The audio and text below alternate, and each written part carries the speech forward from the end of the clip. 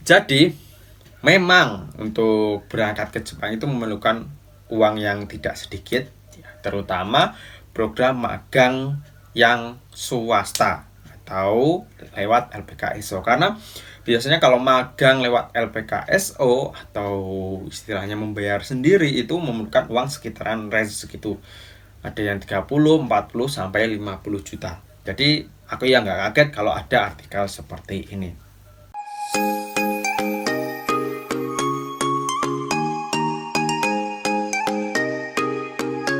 Konnichiwa minasang, selamat datang lagi di channel EduBNH, channelnya Kensuse dan X Magang.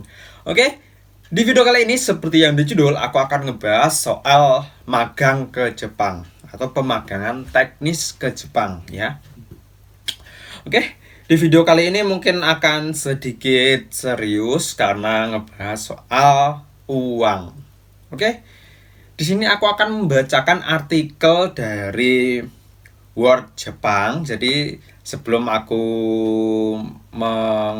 menyatakan opiniku, maka aku akan ngebaca dulu artikel dari Jepang ini. Jadi mari kita baca bareng-bareng.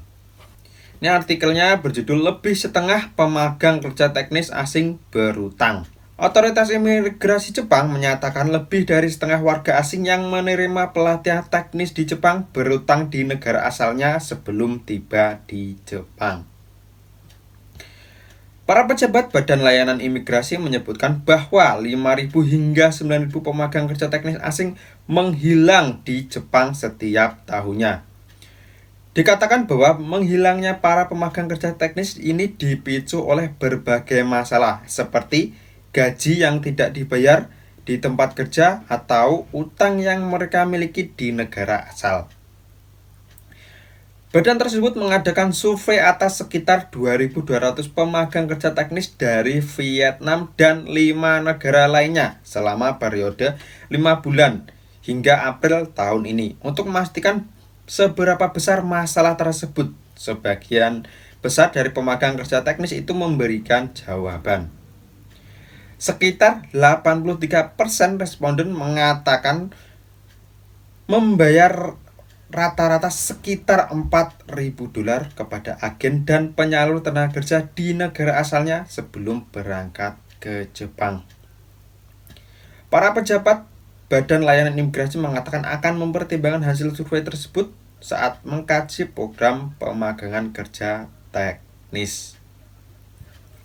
Nah, itu ya artikel dari NHK Jepang, NHK World Jepang, yaitu ngebahas soal peserta magang yang berangkat ke Jepang itu rata-rata di negaranya itu membayar sekian untuk berangkat. Ya sekitar tadi yang disebutkan yaitu $4.000 atau kalau dirupiahin sekitar 50-an jutaan. Range 40 sampai 50 juta. Terus juga disampaikan tadi bahwa sekitar berapa persen dari total yang berada di Jepang dari pemagang ini banyak sekali yang menghilang atau istilahnya kabur saat di Jepang.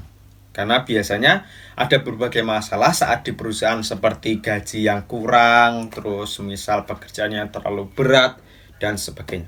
Pokoknya kalau dilihat dari permasalahan peserta magang di Jepang itu banyak sekali permasalahan yang akan diterima saat di Jepang. Jadi buat teman-teman yang ingin magang ke Jepang itu jangan berpikiran kalau di sini itu akan seperti yang kalian pikirkan atau akan enak-enaknya aja. Karena apabila kalian sampai di sini mungkin akan menghadapi berbagai problem yang akan kalian hadapi. Oke, kembali ke inti video. Jadi, memang untuk berangkat ke Jepang itu memerlukan uang yang tidak sedikit, terutama program magang yang swasta atau lewat LPKSO. Karena biasanya kalau magang lewat LPKSO atau istilahnya membayar sendiri itu memerlukan uang sekitaran range segitu. Ada yang 30, 40 sampai 50 juta. Jadi aku ya nggak kaget kalau ada artikel seperti ini. Ternyata bukan hanya yang di Indonesia saja, ternyata dari Vietnam, Kamboja, dan Cina pun juga memerlukan uang sedemikian rupa. Nah, jadi di inti video kali ini ya aku ya ingin berkomentar kenapa kok nggak digratiskan aja untuk program seperti ini. Ya seperti contohnya seperti IM Japan ya, kalau IM Japan itu memang memerlukan uang ya, kalau uangnya ya cuma buat kayak belajar bahasa Jepang, terus wirawiri tes, dan kayak uang keperluan untuk pelada dan pelatnas ya, cuma itu aja ya, sekitar range 20 juta cukup ya. Sebetulnya program ini tuh dari pemerintah itu gratis, tapi ya kita memang memerlukan uang untuk effort untuk membayar ya proses-prosesnya. Ya itu, jadi di inti video kali ini aku hanya ingin meng-share soal berita ini dari NHK juga mengkaji atau memikirkan kenapa bisa peserta yang di magang ke Jepang ini ya bisa menghilang, terus bisa kabur ya. Ternyata permasalahannya ada di saat proses pemberangkatan.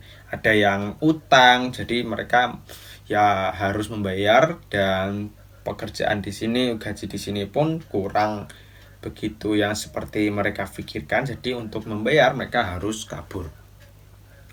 Nah itu jadi buat teman-teman yang ingin proses ke Jepang, yang utang-utang ya, sebaiknya dipikirkan aja. Kalau memang biayanya nggak ada ya nabung dahulu supaya nanti bisa saat di Jepang itu bisa tenang dan sebagainya. Ya memang banyak sekali yang mungkin orang yang kurang mampu. Jadi pada intinya di video kali ini, pada intinya aku ingin menyampaikan khususnya buat teman-teman yang ingin magang ke Jepang itu, kalau bisa khususnya buat mereka yang kekurangan biaya ya, kalau bisa jangan utang ke bank atau ke rentenir dan sebagainya, karena kalau kalian utang nanti akan berat saat mengembalikannya. Kalau semisal di Jepang itu kerjaannya tidak sesuai dan sebagainya, itu kalian malah pusing sendiri dan kabur, jadi nanti malah menimbulkan masalah yang banyak. Nah, di sini aku merekomendasikan buat teman-teman yang biayanya kurang untuk proses ke Jepang ya, kalau membayar segitu ya memang banyak lah. Jadi buat teman-teman yang ingin program ke Jepang ya ikut aja yang biayanya ringan seperti IM Japan, terus pokoknya yang biaya-biayanya ringan seperti itu. Pokoknya jangan sampai hutang ya, intinya seperti yang di artikel tadi. Oke, untuk video kali ini mungkin ini aja yang bisa aku sampaikan. Jadi buat teman-teman yang ingin tanya-tanya silahkan tulis di kolom komentar di bawah ini. Oke, aku akhiri aja. Mite kurete arigatou gozaimashita. Jamatane. See you the next video.